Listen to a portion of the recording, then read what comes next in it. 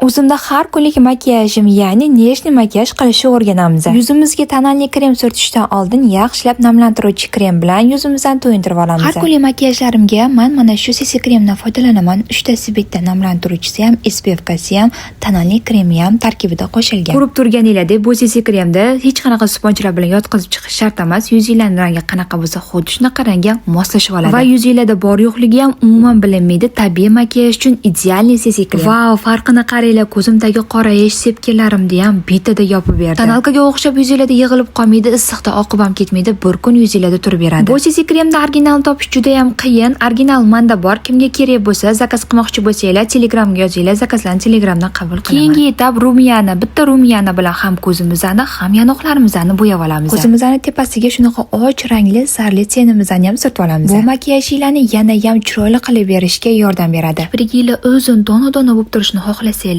mana shu tushdan foydalanishingizni maslahat beraman. Hamma labini chetini birinchi konturda bo'yab, keyin ichini to'ldirsa, men esa u narsani teskarisini qilaman. Shunchaki menga shunisi qiladi. Labimni chetini prorans qalamda 21 nomerda chizib oldim. Labinglar yana ham chiroyli bo'lish uchun ustidan bilezik pomada surtib olasizlar. Mana har kunlik makiyajim ham tayyor bo'ldi. Yoqqan bo'lsa, like bosib qo'yishni unutmang.